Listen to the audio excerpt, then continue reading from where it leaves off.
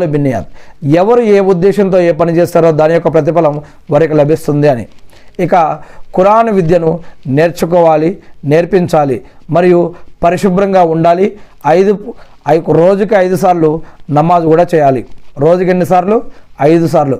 కేవలం జుమ్మా నమాజు లేదా రంజాన్ నమాజు లేకపోతే పండగల నమాజులు లేదా ఇట్లాంటి కొన్ని నమాజులే కాకుండా ప్రతిరోజు కూడా 5 నమాజులు అనేవి ఉంటాయి. చాలామంది మనల్ని ప్రశ్నిస్తుంటారు, కొంతమంది అడుగుతుంటారు, అజాన్ అనిపిస్తూ ఉంటే కనుక ఇవాళ శుక్రవారమా అండి లేదా ఇవాళ ఏమైనా ముస్లింల పండగ అని అడుగుతూ ఉంటారు. ఈరోజు ఎటువంటి పరిస్థితి వచ్చింది మనకి? అల్లాహు అక్బర్.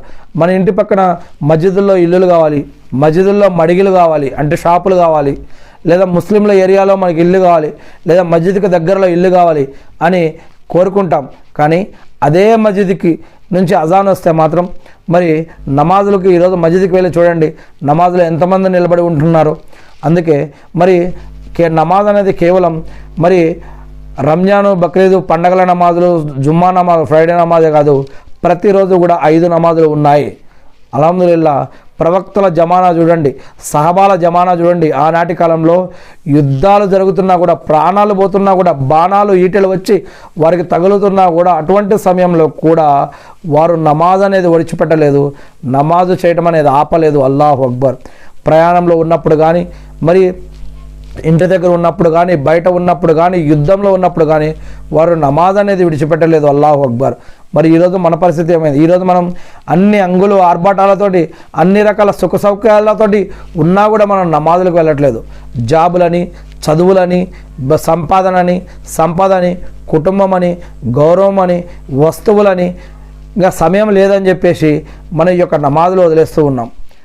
ఇదే సమయంతో కొంతమంది భార్యలను పట్టించుకోవట్లేదు, కొంతమంది భార్యలు భర్తలను పట్టించుకోవట్లేదు, కొంతమంది తల్లిదండ్రులను పట్టించుకోవట్లేదు, కొంతమంది ఎవరు ఒక్కొక్కళ్ళు ఒక్కొక్క దగ్గర ఇంట్లోనే ఉండి అందరూ ఒక్కొక్కరు ఒక ఫోన్ పట్టుకొని, టీవీ పట్టుకొని ఒకటే దగ్గర 10 మంది కలిసి ఉండి కూడా మరి అందరూ దూరంగా జీవిస్తున్నటువంటి మరి అటువంటి ఆలోచన, అటువంటి వాతావరణంలో మనం జీవిస్తూ ఉన్నాం. మరి ఈ యొక్క నమాజ్ అనేది విడిచిపెడితే మనలో శాంతి అనేది పోతుంది. ఎందుకంటే అల్లాహ్ సుబ్హానహు వ తఆలా ఖురాన్లో చెప్పడం జరిగింది, నమాజ్ సిగ్గుమాలిన పనుల నుంచి, చెడు విషయాల నుంచి మనుషుల్ని ఆపుతుంది. మనిషికి ప్రశాంతత అనేది నమాజ్లో దొరుకుతుంది అని. మనిషికి ప్రశాంతత అనేది నమాజ్లో కానీ, ఖురాన్ చదవటంలో కానీ, నమాజ్ చదవటం కానీ, ఖురాన్ చదవటం కానీ వీటిల్లో మనిషికి ప్రశాంతత దొరుకుతుంది అని అల్లాహ్ సుబ్హానహు వ తఆలా చెప్పడం జరిగింది. మనిషి ఎన్ని కోట్లు సంపాదించినా, ఎన్ని అధికారాలున్నా, ఎన్ని ఆర్భాటాలు ఉన్నా కూడా మనకి ఆశ అనేది పోదు, కష్టాలు, నష్టాలు, బాధలు అనేవి పోవు. మనకి